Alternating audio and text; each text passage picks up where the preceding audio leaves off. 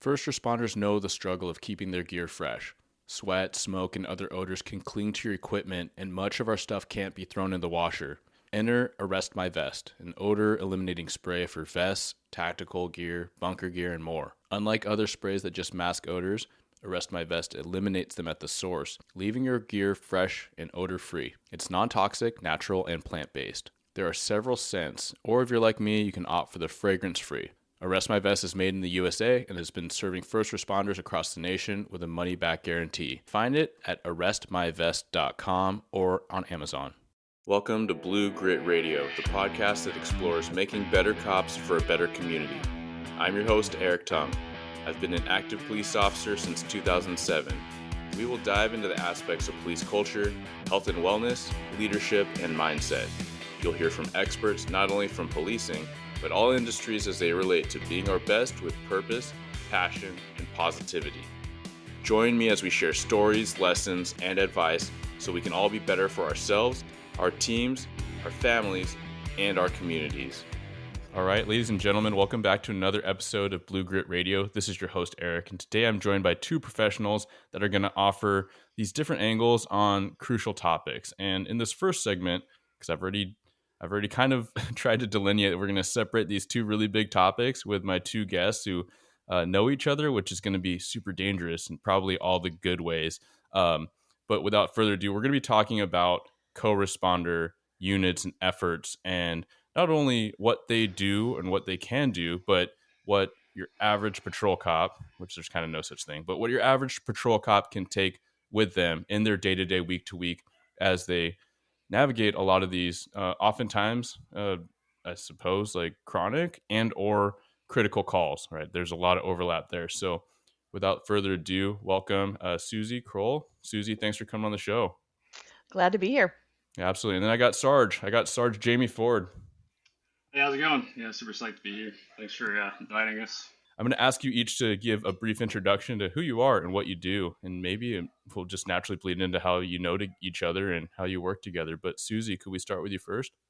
Absolutely.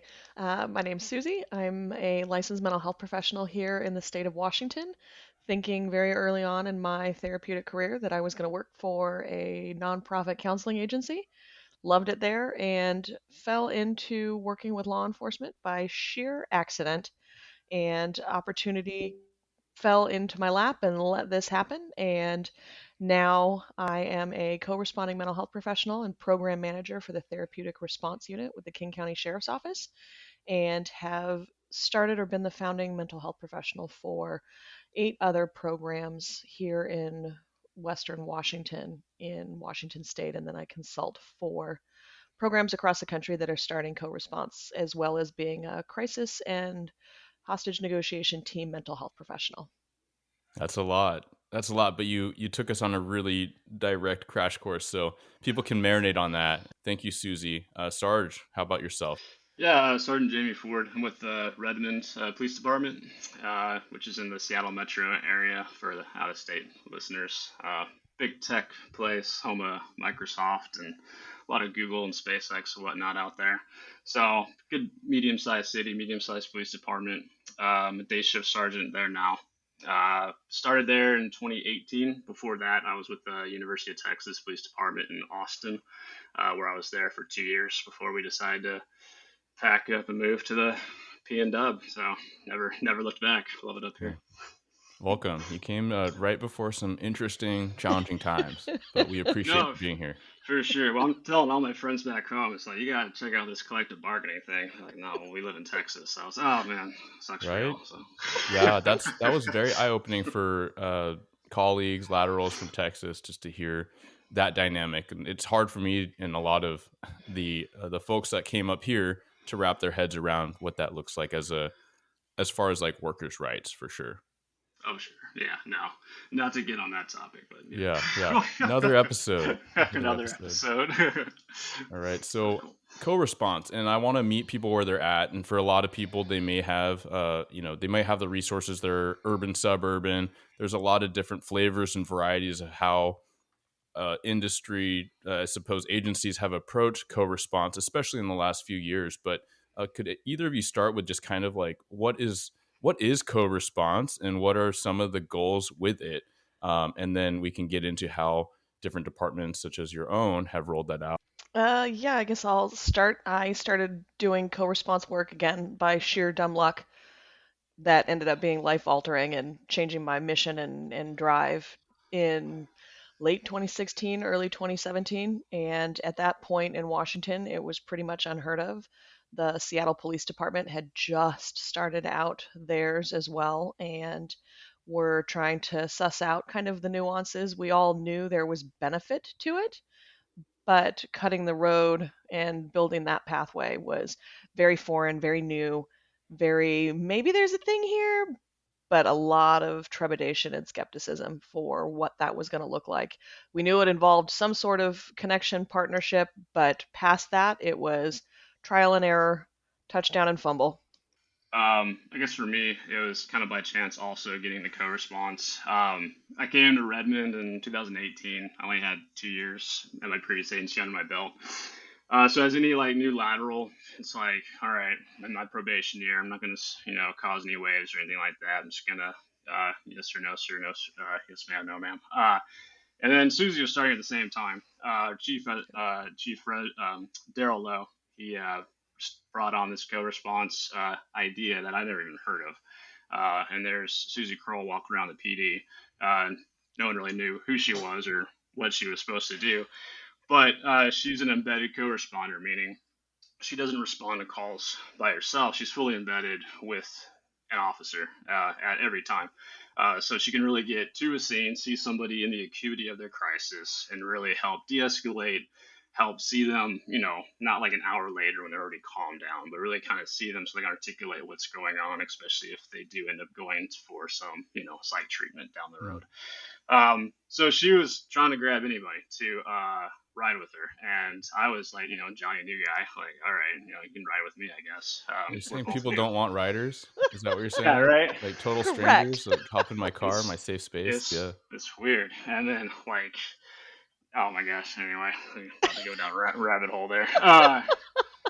So it's like, yeah, let's go check out some calls. And at first, I thought this was just responding to welfare checks, responding to all the suicide threats and, fall risk and all that stuff. But it was so much more than that. As we kept doing it, I took Susie to every single call. I mean, the simple fender bender, people are freaking out. Like Mm-hmm. she was right there, just talking to people, major collisions, like she was right there. Just, there was this elderly lady who just got creamed, and Susie just went straight to work, like medic cleared her, and she went straight to work trying to find out, hey, where do you live? Who can we call to come pick you up? DVs where, a couple fighting, there's a little infant crawling around. Susie straight to work, she'll pick up the infant, carry the infant around while we're trying to work out the situation. Any call. And I think that's what is the difference between what's on paper, what co-response is, and the reality of it. Your good co-responding MHP is going to find work anywhere. Yeah. No, thank you for that introduction. And I'll stay with Sarge here. And, you're, as you relayed, like you're the new guy who's not reluctant to take a rider because you're the new guy on probation, right? But we already nodded to Yeah, the fact that a lot of people are reluctant of something new, something different, or someone new and different. Yeah. In your sure. eyes, and clearly, as we nodded to, like you both have worked together a long time, professional colleagues, certainly in the space. What was it about Susie or her approach or how she handled her role that made it very successful for that partnership and for you to see the value really quickly in that role? Yeah, That's a good thing. Susie, That's a good I thing. know, right? So I think a lot of it is strategic from the get go, like setting up the environment. I think, that was very intentional. It was chosen, the chief and everybody chose a office space at the very center of the PD, first floor, not second floor with admin, but first floor where all the patrol officers are coming to and from. So like you had to pass by her office to get anywhere, right? She had a little bowl of candy in there, right? No obligation to talk to her or engage. A lot of people just went in there, stole some candy, and left, right? But it was a good conversation starter for like a lot of folks whenever she was getting to know officers. Um, and she would open herself to riding with anybody, right? Like, hey, can you take me out? Can I ride with you for like a little bit? No obligation, it doesn't have to be all shift. You can drop me off whenever you want, right? But she got to know a lot of officers really quickly, and also just the language. She would always say, "Hey, this is my partner, Officer Ford. This is my partner, Officer So and So." Right? Mm. Um, she would really approach it like we are, like almost like she's not a cop, but she is definitely my partner because we're both working towards the same goal. We have separate roles, but they're correlating roles. We're both working towards the same outcome, right? Hmm. So when you look at it that way, like no, we are actually partners here, right? And she wouldn't take anything personally, right? If Mm. someone said no, it was like, okay, that's cool. There were some, who they are, like the old crusty bastards who she never won over, right? Until the day they left or retired, right? And with Susie, it's like, yeah, that's cool. This isn't for everybody, Yeah. Mhm. but she knew who she was working with, especially as this newer generation of cops kind of hits the road. These younger officers are a whole lot more articulate when it comes to mental health matters, when it comes to scenes of crisis. They might be more articulate when it comes to their own mental health and what they've experienced in life, what their families have gone through, their friends have gone through. And whenever they see a mental health professional who's all of a sudden in their work setting, who's talking about these things. I mean, you're talking about officers who are like, "Oh man, that's just like my brother. I mean, he struggled with this too." Or like, "Oh Yeah. man, it's like when I was in college and like I was at this huge crisis point." So you have a lot of younger officers who are a whole lot more open to talking about this stuff and using those experiences on calls with the MHP, or even when the MHP is not there. So Yeah. No, I love that. I love that breakdown. And a couple things that I think are overarching that I heard is that intentionality, right? It's not just like, oh, we got this grant or the public wants this quote unquote co-responder, whatever that looks like. So let's just hire somebody with some letters after their name or before their name or both and just like throw them out there. No, but it's like there's intention on how the messaging was done, where her office was placed, and then also intentionality for Susie. Like props to you because you did what I hear and what I see is what is required for success of an outsider or somebody, whether it is a co-responder, whether it's an embedded psychologist for the personnel of the department, whether it's like a wellness type of person, civilian, what have you. Like you got to be there and show up and just be available, right? And like people can take it or leave it. But I also heard that you didn't take it personally. And whether people are listening in because they are going to start working alongside law enforcement in a civilian capacity from any walk, or whether they are in law enforcement or they're starting something new, a new program, like that is so critical. And I can say from my own experience, you got to leave it like professional. Don't take it personally. You know why you're doing this thing. Some people may not get it, and that's okay. Like you got to just keep doing your thing and plug away. So Susie, what are your thoughts on what Sarge put out, and then would you have anything that you would share for others and that are coming into or are experiencing your shoes as you started?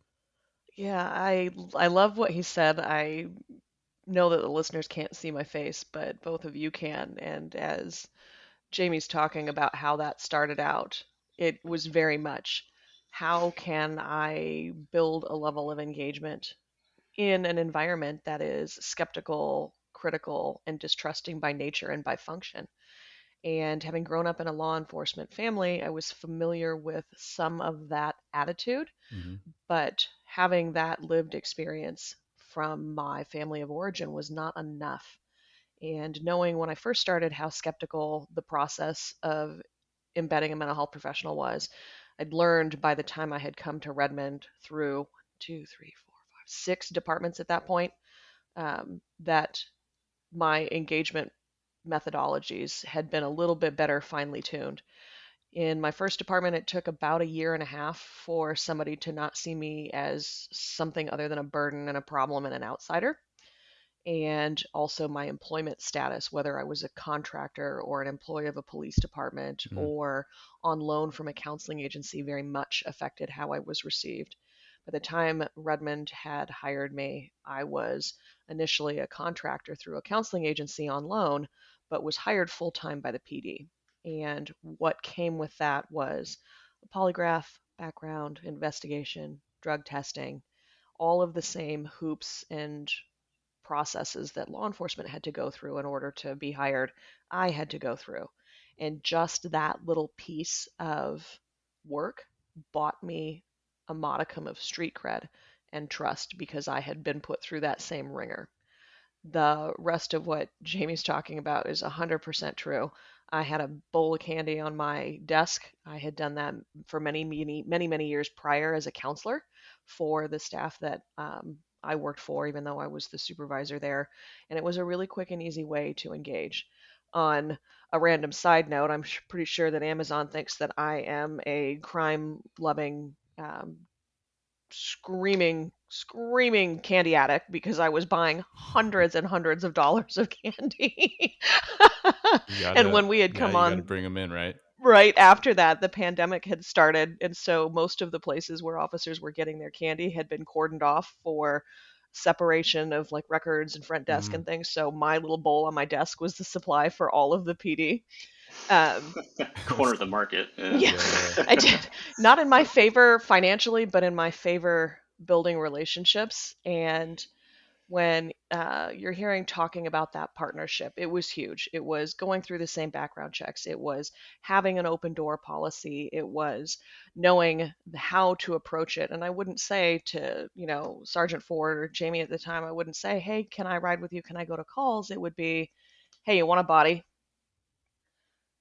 Trunk monkey at your service. I can go fetch the DV packet out of the Mm, bag in the back. I would do any nominal, like, silly task. And it wasn't my way of saying, devalue my work. It was my way of saying, whatever's actually going to be helpful, which would be in the purview of something that I can do, I'm going to do it. And we found work, we found process, we found a pathway to make that partnership work. And it really happened strategically in the sense that Jamie was in a position being on probation that he couldn't really say no and look, obstinate or put out. I was in a position of crud. I have to justify why I'm here and show that there's value in this. And my personality type isn't one to just, okay, I'm here. Well, I'll just hand out a couple of referrals and then, sit at my desk or whatever. yeah. I'm the one that wants to find the work as well. And I knew just coincidentally it was a funny moment, but it's indelible in my memory. In my office, I also had this little tea kettle, just a little hot water electric tea kettle. Hmm. And there was one day that Jamie had walked by, and I had four cops sitting in my office drinking cups of tea with Oh me, yeah, nice. laughing and chatting. And it was funny how one walked by, sat down, had tea. We were just chatting, and then somebody else came in and said, "Oh, do you have some? Can I have some?" And I remember sitting there in total amazement uh, that I had these four officers sitting in an office drinking tea They're with having a a tea party. mental health Yeah, professional. put And the it was tea the in most tactical. low key, wonderful thing. And it was that relationship building that made it possible for the day that I was like, hey, that call that just popped up, are you going? Can I jump in and go with you? Hmm. And after that, it just became this fluid dynamic of this is what we do. These are the calls that we go to. I can get in anybody's vehicle, but the piece too, aside from the relationship building, is I sought out the ones that were interested first. This Yeah. was never wanting me to be the round peg crammed into the square hole and me being this annoying burden to someone. I wanted to find the folks that had an interest in seeing what it was about, putting me through my paces, making me earn my stripes, whatever it was, rather than, hey, you, I know you hate this idea. I know you hate the idea of me, or whatever it is, going with you. Hmm. Be like, no, let's find somebody that has an initial interest, build from there, figure out what is that individual's working style and how I could offload work. And that was my initial in was to say, hey, if we go to an involuntary transporter, you're ITAing somebody to an emergency room. Did you know that I take the paper, write the declaration, Ooh, and you take they paper. subpoena Yeah. me for testimony? Hmm. And all of a sudden, it was like, oh, she's taking paper? Yeah. Like Go! that's a language we can speak. Susie, I love that. Like, there's so many things that we're talking about co-response, in this other resource, right? This ancillary resource. and you're essentially telling people to provide value. And this is so relevant. Like I talk about culture in law enforcement, or organizational development, leadership. And so whether you're promoting or you're changing assignments or whatever, you're trying to roll out the new program that you were asked to do, Hmm. you got to provide value and meet people where they are. And people come around, right? There are often times where people are generally apprehensive, but then they need to see the first person, right, the guinea pig, report back. Like, even if the report back is like, man, it wasn't that bad and I got candy, like, that's cool, right? She bought my coffee, whatever, right? Like, and so I love the candy bowl idea. I see it does help a lot with bosses or areas where people don't like to circulate a whole lot. I've debated it, and some people might think that it's not on brand for the Blue Grit Wellness thing, but really the hesitation is I will eat all the candy if I'm stressed in contracts and like just gonna demolish that thing. But no, thank you for sharing that, because the takeaways are huge. Because cops hate change, but at the same time we hate things staying the same, Yep. and we're very, that's very sus. It's new, as the kids would say. Um, Right. yeah, Well, that's. Sarge. Oops, Oh, sorry. sorry. Go ahead. It's funny too when you're talking about that. One of the biggest barriers I see to getting mental health professionals, there's a handful of barriers for mental health professionals to work with law enforcement. One of them is that passing a background check is tough, and a lot of mental health professionals have lived experience Hmm. that is valuable as a clinical practice and a way to conceptualize the theoretical and the academic. But a lot of that behavior also, whether it be in the past or not, can preclude somebody from working. So the background investigation can be tough. Merging the cultures can be really tough because there is very much a separation in how people feel about either co-response mental health professionals or law enforcement, and that it appears to be across the board a black and white issue. You're either going to incarcerate somebody or you're going to send them to the hospital or someplace to get help. And that cultural integration piece is huge for somebody that's interested in working as a co-responder, because it isn't one or the other. The world of law enforcement is a rigid environment, and not for a lack of wanting to flex and be adaptable, but for the sheer fact that the law is the law is the law. And understanding where law enforcement has a public safety interest, where there's a governmental interest, where there is something that is written and stated that can be enforced or done a particular way, is what your mental health professionals are tasked with integrating into. So it supersedes and surpasses the idea of politics or compassion or mental health care or incarceration or recidivism or jail or resources, to understand that there's a role and body of work that has to be plugged into an environment that doesn't have a lot of give, and not because we don't have the give or the desire to be flexible, but because those parameters are hard and fast. And so wanting to do co-response work requires, how do I plug into these frameworks, still find a way to do the work that doesn't create this unnecessary contention Hmm. in an environment that doesn't have space for that contention. Those are usually the two biggest pieces, that cultural integration and those background investigations, working through that process. And then the programs that do start live and die by their ability to build solid foundations and policy and pave a road that for a lot of departments is still very new, in order for something to be functional, because that rigid environment wants parameters of how this new weird squishy counselor embedded thing is supposed to work. Hmm. And most programs don't have that framework built in straight away, so there has to be a willingness for that engagement as well.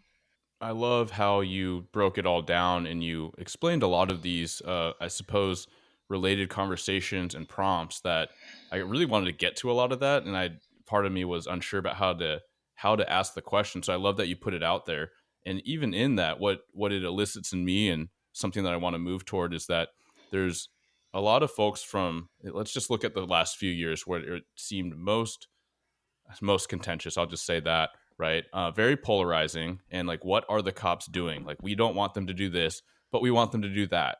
And so, even when you have something like a co-responder idea or movement, you have cops like, hey, like, why do we need that? But at the same time, you ask cops to do this type of work. A lot of times, cops are like, I'm not a social worker. I don't have a counseling degree. I didn't go to Mm-hmm. like school for this. So it's like it's almost like we're saying the same thing. And here we have a resource that is alongside, because the cops that don't like the idea are like, oh, you're just going to have MHPs go in. It's a volatile scene. The scene's not safe. Hmm. You can't do that. And Right. meanwhile, cops get frustrated because it does lend itself towards black and white, right? Like, I can't arrest.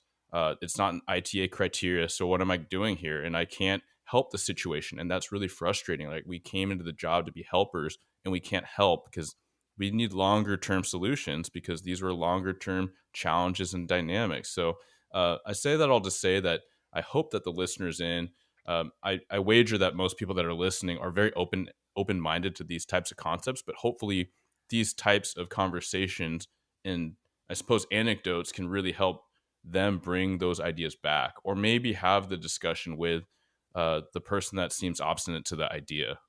I would think so. And Jamie and I've had plenty of those moments where he said the same thing that I say, and somebody hears it from me.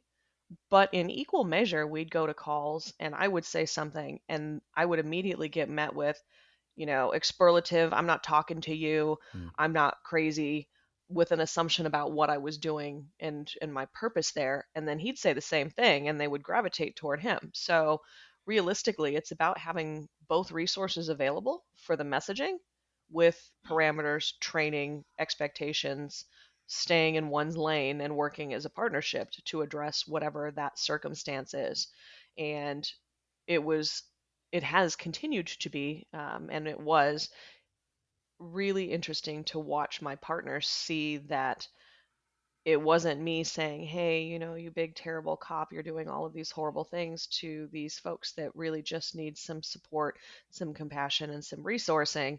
It was very much like I remember one day very early on in co response where we were talking with somebody who was very mentally unstable, having a substance abuse issue, having a behavioral health issue, intersected with some shoplifting issues because obviously those things just don't come in these nice little packages. They're all Hmm. blended together with a bunch of social service deficits. The person was not willing to entertain a resource and had gotten mildly combative in that process. And I had said, do we book in to score? And I watched my partner's head turn around and look at me going, did the MHP say what? Hmm. And I said, It's still a tool in the understand toolbox. that Yeah. I don't want the person to go to jail per se, but I had a half a dozen resources I could engage if that person was charged with something. Mm. And those resources were not available to that person if they didn't have that accountability piece.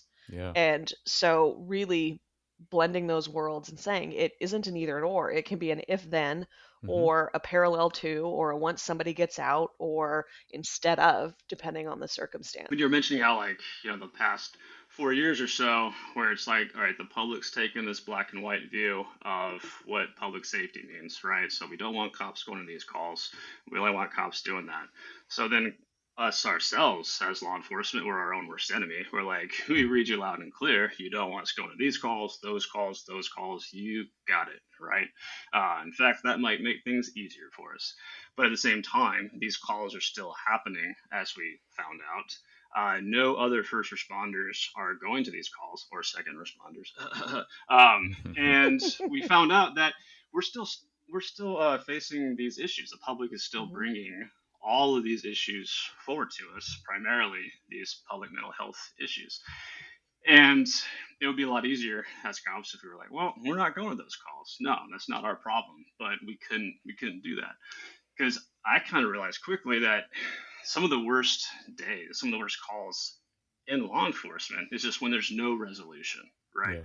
The frustrating calls, the houses that we're going to time and time again with, particularly if it's a juvenile, right? It's like, I can only send your kid to Seattle Children so many times. In fact, it's probably making things worse, Hmm. right? I don't know what to tell you or how to help you anymore, right?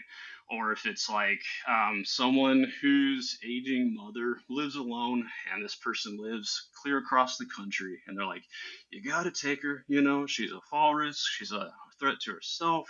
You gotta get her to a hospital. It's like, hey, I'm sorry, she doesn't meet the criteria yet. I can't go booting down her door. It's those calls that I think are the most frustrating.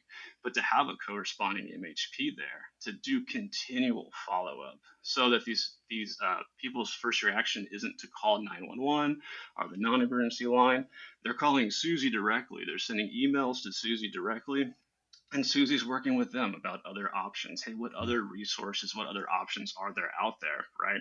So it's like, yes, we're still going to these calls and we're still helping these people, but now there's a little bit of possibility of resolution, even when Susie's not working. Like, hey, sorry, your spouse didn't meet ITA criteria today, but here's the business card for our MHP. Send her an email.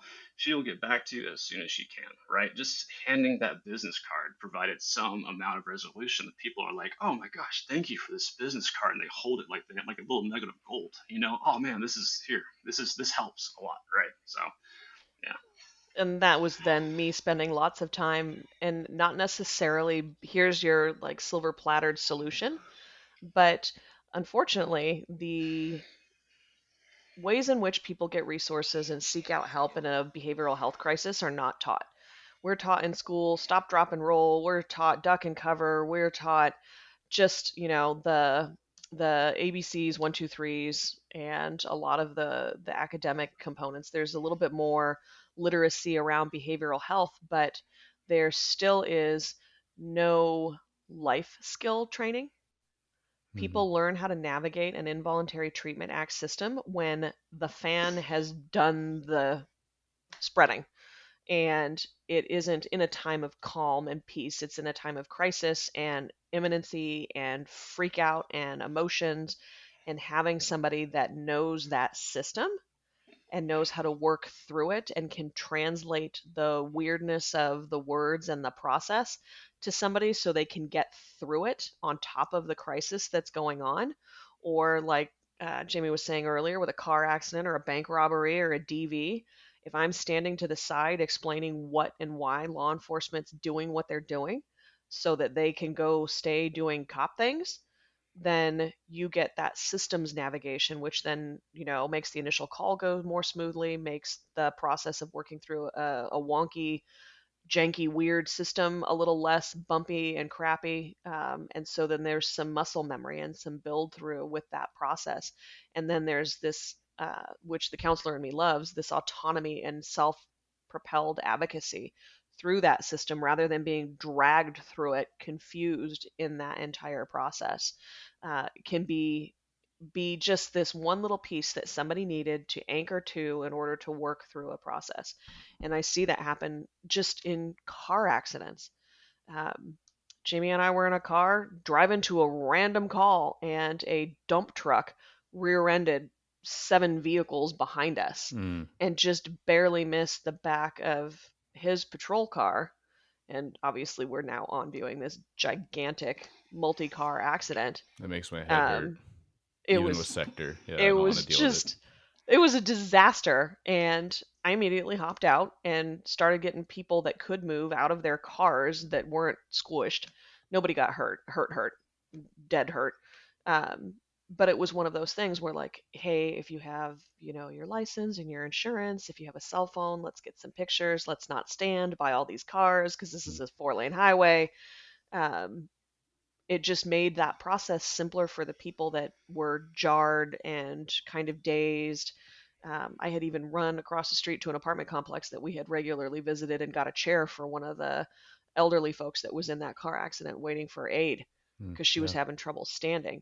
He doesn't have time to do that. He's got to secure traffic. He's got to get the legality, like you said, the sector fund that's going to be coming, Mm-hmm. Just a and bunch do of all the. IDs and just floating pieces of paper on Yeah. your Yeah. dash. Yeah. Meanwhile, I'm screaming and yelling at drivers trying to block lanes, and I I got know like, this way. I live that way. I know. This is how I go Yeah. home. Google says this way, no other way. Yeah, I know. So I know. hard. So bad. Yeah. Yeah. No, absolutely. And what I hear is like you have the option of having this kind of this special tool right in the toolbox, and if I don't really play video games, but people are going to think I do. But it's like, do you want the extra tools, like to get through this level easier? Or Yes. for a lot of cops, like if you're in a decent sized arena city with resources like a co-responder unit during many hours of the day, then you don't even have to play that level over and over and over and over. Hmm. Like someone else is going to deal with that. You get to do this other level that you Hmm. is actually something you enjoy, right? It's more of what you want to do because you can affect the situation in this quicker way, which is oftentimes the double-edged sword of patrol is that you see this kind of revolving door in all these different ways, this house, this business, what have you. But if you wanted, I suppose it's like, do you want the option of having something that can provide longer term solutions, because that can bog you down and we all recognize that. So I love how you Yeah. both have outlined that so well. um, One thing I want to, I suppose, ask you to close with would be, and I know that we could talk about this for hours because it's even in your model and experience, like there's so many different varieties and ways Yep. to roll that out. But I'd be curious to ask Susie, what information would you leave people with, either cops or the MHP coming on? Like, what are the main things that you didn't speak about that you would say people need to recognize to make sure that it is a successful operation and program? I have been a contractor independent to a city or a police department. I have been on loan from a counseling agency, and I've been an employee of police departments.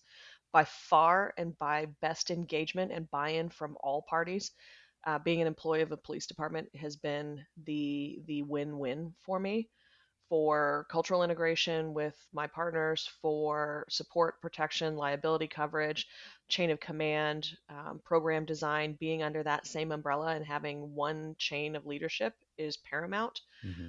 Making a decision about what you want your co-responder to do is huge. It is a whole lot easier to start off very reserved and restrained with a small pool of work and branch out, rather than deciding you're going to be anything and everything to every type of call that involves any kind of person in crisis, because that's lunacy when you're trying to build out a program. Hmm. And dialing in your policies and procedures to be supportive but not constrictive to the point where function and stepping out of that is pretty tough, or is easy to do, I should say. And then really having critical consumer mentality and intention around who and how you hire. You're going to want somebody with a license and a credential, not just the title of mental health professional, but with a clinical background, the additional letters to show you've had this body of work and practice in the field, and then an attitude of what my old COO from my counseling agency said that has stuck with me for over a decade. When you're starting something new, you need to come in like water. And what she explained that to me to be was, if you come into someplace new and you are representing change or even something that's never been done before, you're going to be met with opposition and fear and scrutiny and a lack of change or integration resiliency. If you come in like water, you're able to fill in the gaps that exist that aren't being dealt with, rather than trying to come in and change the entire system. And so, coming in with the credentials, with the time, with the clinical experience, with my type A personality, but under the guise of, hey, what is your biggest pain in the butt? What do you hate? Who's on your list that drives you up the wall, down the wall, and sideways? Give it to me. Give it to me, and we'll work that problem and see where we can get, and then slowly have the proof be in the pudding. Here's the body of work. Here's the outcome. Tracking that data and circling back and saying, hey, when you referred Sally Socks to me, oh yeah, that was like 3 weeks ago. Well, here's what she's doing now, and here's how this resolved. Mm. And offloading a body of work while not coming in this intrusive, let me show you, the right way to do things, because that isn't the case. I've learned far more about being a good mental health professional from my law enforcement partners than I could ever think to bring to them. But I think that that also comes with the actual partnership. So, No, that's huge. It's that adaptability that I always want people to focus on, right? And like what I hear is take the path of maybe not least resistance, but less resistance, right? And mm-hmm, like, let's not just fight fire with fire. Let's be an asset. Let's show mm-hmm, value. And I love that follow up component, right? That's always paramount to leadership and communication and leadership at all levels, right? But to show and bring back that success and share back that value. So thank you for that, Susie. Sarge, same question, right? Like, what do people need to know to make sure that we start it successfully and we build it in a meaningful way? Yeah, I think you said it earlier, how this is more than just checking a box. This is more than just a department or a city bringing something on, saying, "Hey, look what we're doing." We're gonna tweet about it, put it on LinkedIn. We're awesome, and then there's like zero follow up, right? Well, let's just let the MHP do what they want.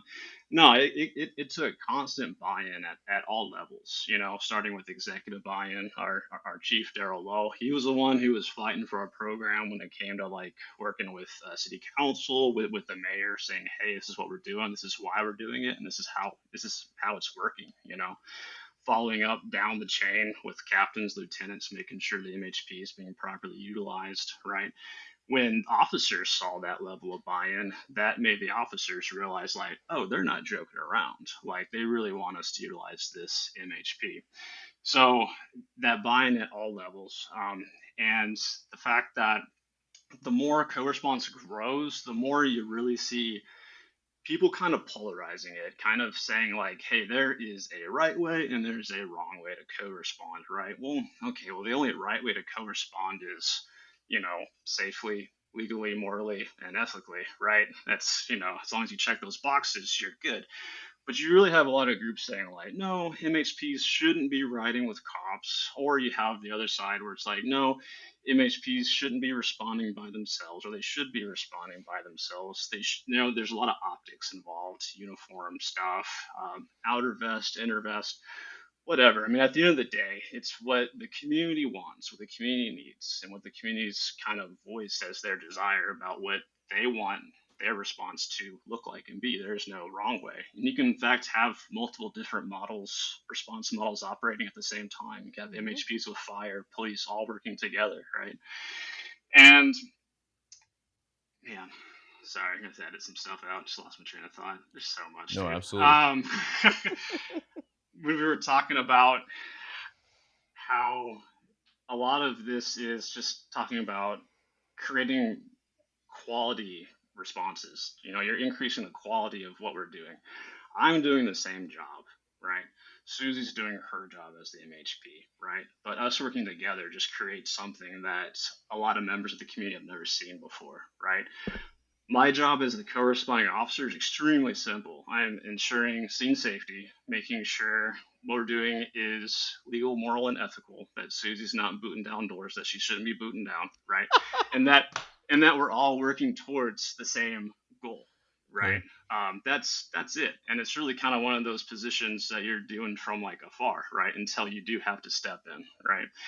And from that, and this better quality responses, what we're doing is, I like to think of it as like in terms of procedural justice, right? What we're doing is like we're aiming to build that greater public trust and individual trust in this process, which is very convoluted and ambiguous, being public mental health, right? And voluntary commitments, all that stuff is confusing in itself, and it changes like monthly. It feels like, right? But by bringing the MHP in and really explaining, like, hey, this is the process, this is what the officer's doing, this is why the officer's doing it, right? Whether Mm-hmm. it's an involuntary commitment or even like an arrest, right? And having the MHP explain it, like Susie was saying, like, I can say one thing, she could say the exact same thing, and they'll take Susie's word as gold because she's not a cop, right? And it's like, Mm-hmm. I don't take it personally, right? like, um, but it just builds greater trust in this process, regardless of the outcome. Yeah. Going to the hospital on an ITA is not a great thing. That's a very negative outcome in and of itself, right? But when you have an MHP continuing to follow up with you, with your family throughout that process, it leads to greater outcomes. And it's taking this thing that, it's like we were saying, black and white, like this approach that these calls are the responsibility of law enforcement, especially mental health calls. It's like they're not. This is a much bigger issue. This is not our, like, we respond and we triage these mental health calls, right? And that's the best we can do. Mm-hmm. Like, involuntary commitments don't in and of themselves help people. In fact, more Mm-hmm. times they make it worse, right? All involuntary commitments do is ensure that someone gets down to this kind of baseline of behavior, to begin some sort of minimal treatment, right? um, what it does is it really, with an MHP following up with the individual and their families, it makes that person take greater ownership of their own mental health, right?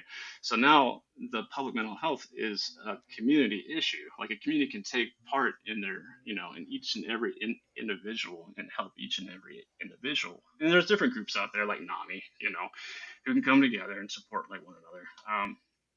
So you're gonna have to edit a lot of that out because I'm No, just kind no, of it's good. I don't No, know. we're leaving it. We're leaving it. There's so much. I just yeah. I think the big takeaway in the success of a co-response program is communication. Mm-hmm. Effective communication through your chain of command and your police department about expectations of a program. Effective communication with your community and what services we're going to bring and what problems we're going to address. The ambiguity of people saying it's either jail or mental health is part of, I think, a bigger issue that causes more problems. But if we say, hey, this is a program we have, this is what it's designed to address with the community, you get that. But then also, if I get granular and I sit myself back into the passenger seat of a patrol car, say with Jamie, and we're going to the random dispatched welfare check, we had initially 3 or 4 5-minute long conversations before we got to a call about, hey, this is a call. Here's what we're going to do. Here's the threshold. What's the plan? What are we looking for? At what point are we leaving, backing away? And then by the time that we had worked together for actually a relatively short amount of time, a couple months, um, I could just look at him and with an eyebrow or a facial expression and the call type, and we knew where the line was, where the threshold was, what changed, where to stand, what to say, and that communication was always happening in every single call, what we were going to do on our way there, what we did while we were there, when the call was over, the conversation back to the station, do more of this, less of that, we liked this could have been better. But again, it lies in that communication. Hey, Susie, this is the thing we're not allowed to do because of XYZ law. Copy that. So now I know I can do this one thing in the parameters of that. But it was very, very paramount to this. Community knows what we're doing and what problems we're trying to address. Chain of command and department and officers all the way up to the chief had the expectations clearly lined out. I knew what I was required to do. Jamie knew what he was required to do. And almost every single day, I knew where I could go and who I could ride with and the work that I could do. And then on those days when I started to recognize the squeak of Jamie's shoes down the hallway, and he'd walk by and I'd go, "Hey, Jamie," and he would go, "Not today." Okay, right. I'm I'm grabbing a radar. I'm running traffic because I need something. I need to do something that makes sense to me today. Just stop speeding vehicles. That's simple. I like it. Yeah. You just have Straightforward. those Yeah, days. You just have those days sometimes where it's like absolutely. I cannot go to another mental health call. Right. Not Mm-hmm. today. Yeah. And then there were the likewise days for he and I where I was stuck in county meetings and department meetings and mental health policy meetings. And I'd look at him and I would say, "Can I just ride in a car with you for a couple hours and do something that makes sense?" Mm, Um, and, yeah. in a vacuum, me saying the chaos of being in a police car going to 911 calls is calming and makes sense. It's just kind of funny. No, it's the thing. But It's if you like, know, you know. no, I feel you. And like very similarly, just like Jamie wants to go grab the radar sometimes, like I gotta step away from my desk and I'm like, I will take that phone report and I will take that alarm and like Right. at least this is like clear what needs to happen. Um Right. I want to And circle back on officers a are like, oh, yeah, I'm sorry. Go ahead. Sorry. no, go ahead. No, officers are like, no, no, shit, you're taking that call. It's like, no, you don't understand. Like, I need this.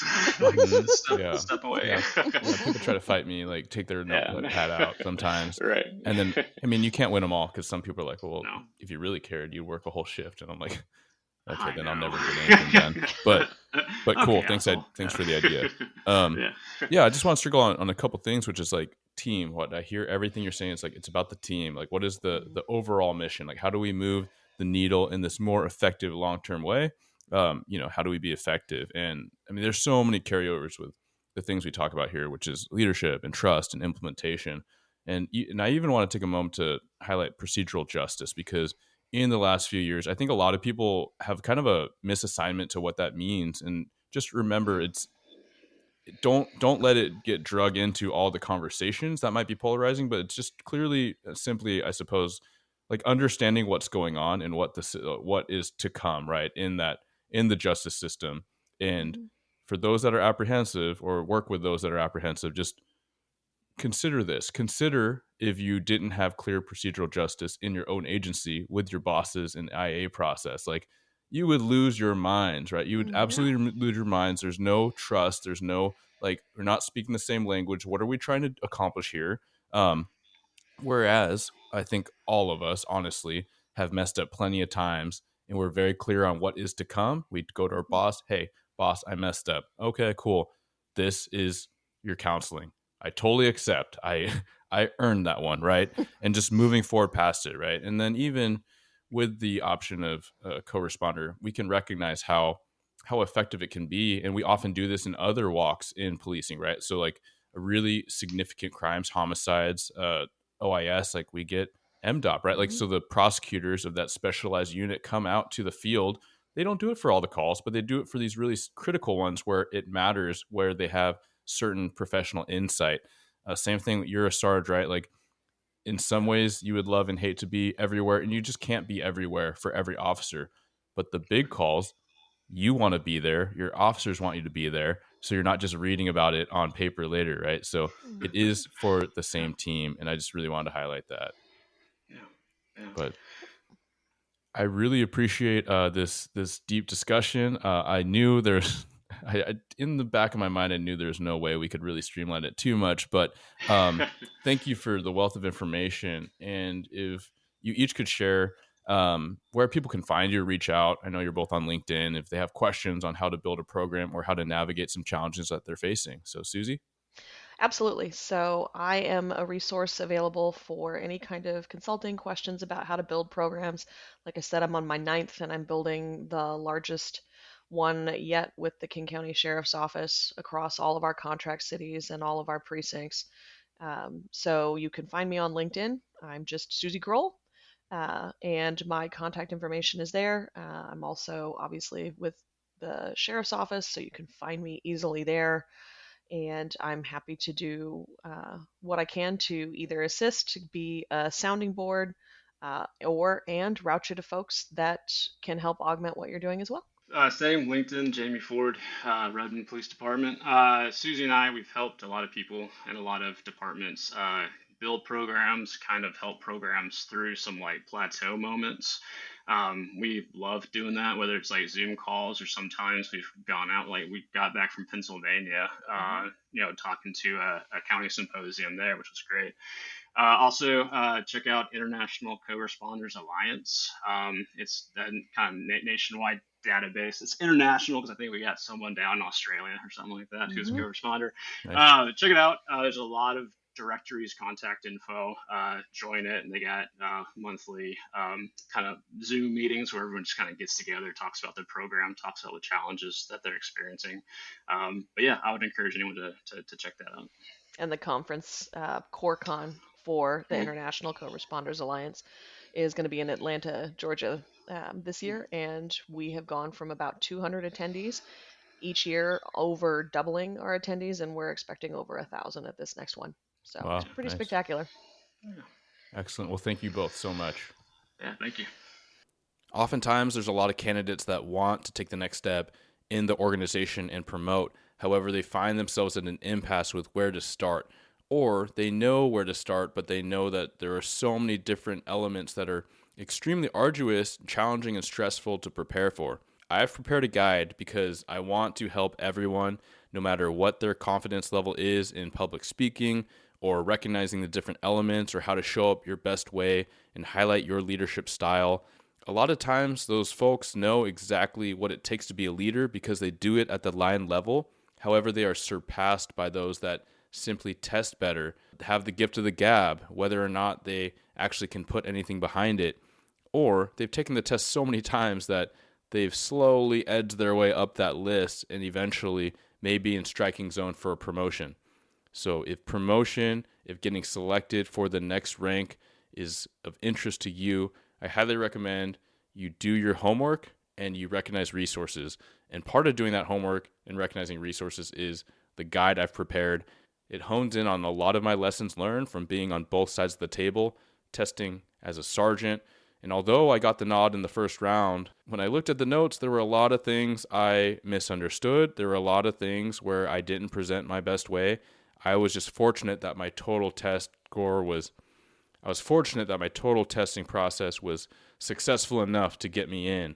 And then for commander, doing that internal process and external process, seeing some dramatic differences, coming out on top of both processes. However, learning again, when I looked at the notes, there was so much that I left on the table, or so much that I misrepresented myself, or I didn't convey what I had intended to the assessor. So with all those lessons learned, breaking down the common test components, and also, arguably more importantly, how you identify, define, and prepare your own leadership philosophy that you can not only take into the test, but you can take into your day-to-day interactions with your team, your peers, your subordinates, and your leaders, right? Because leading up is a critical part of organizational development and culture as well. So for more on the guide, you can find it at bluegritwellness.com. That's the promotional guide at bluegritwellness.com/shop.